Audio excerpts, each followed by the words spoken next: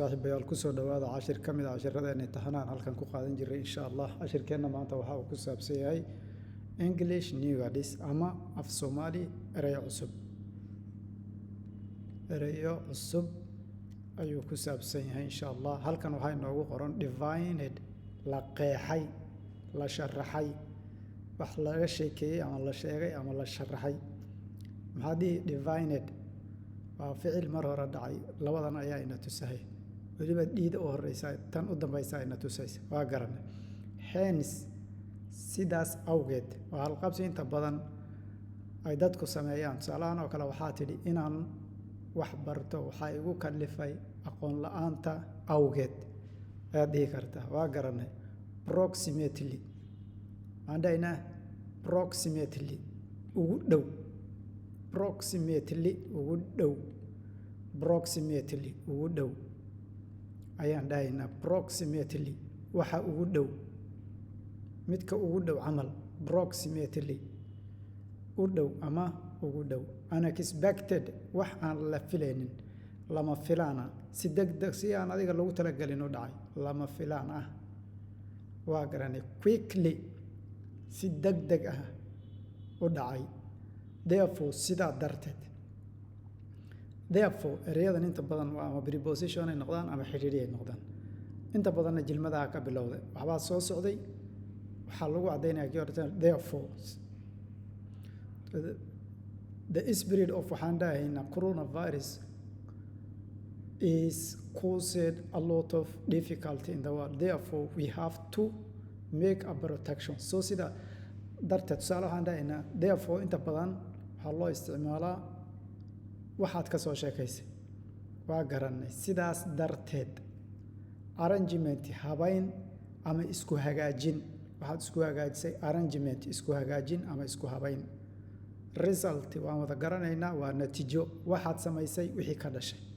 remember xusuuso ama xusuusnow contract waa xawaandhaynaa qandaraas ama heshiis laba company laba shakhsi laba dowladood wada galeen waa garanay capable karti leh ama awood u leh am capable to do this work waan awoodaa ama karti waan u leeyahay inaan sameeyo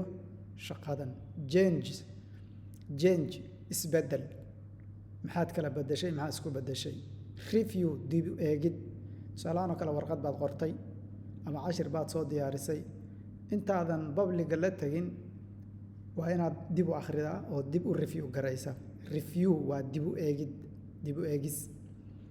waa garanay expected la filayo ama la rajaynayo wax la filayay ama la rajaynayo waa garanay division kala qaybsanaan ama tanfaraaru kala qaybsanaan laba kooxood hataa familiga dhexdiisa kala qaybsanaan ka iman karta ama qoyska dhexdiisa waa garanay brief wax kooban ama gaaban waa wax la soo muraajaceeyay ama la soo khulaaseeyay ama la soo koobay brief kooban laakiin nuxurkii iyo maxaan ku yiraahdaa xogtii oo dhan sita laga dhex fahmi karo waan garanay mixed isku qasan salaana kale hadaad laba shay isku qasto ama laba color isku qasto ama taladu ka qasanto oo macnaha go'aanka meeshii laga gaari jiray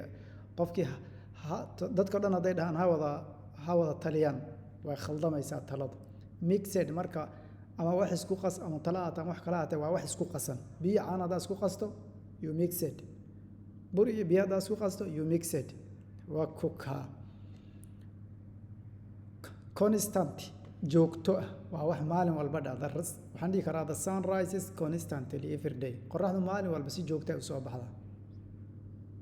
wakaas we take the salary every month constantly increase kordhiyo ama kor u kacay waxaad dhihi kartaa the government has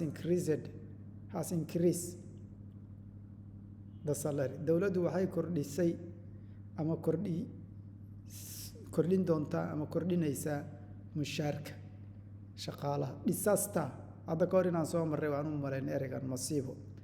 waxaan dhihi kartaa coronavirus is a disaster caused a lot of infection in the all the world waa garanay fatahaadaha iyo abaaraha iyo cudurrada iyo wixii la mid oo dhan maxaan ugu yeedhaynaa masiibo marka intaasaan cashirkeenna maanta ku daynaynaa insha allah ereyo badan oo ku anficiyo oo jilmada aad samaynayso ama waxbarashadaadaba ku anfici baa ku jira qofkii isagu ka faa'iidaysanaya waa meesheeda haddii aad laga yaabo inaad ereyo cusub ka dhexesho ama wax ku anfacad ka hesho ka kale walaalkaaheen awoodin inuu helana gaadhsiiyo asalaamu calaykum waraxmatullahi wabarakaatu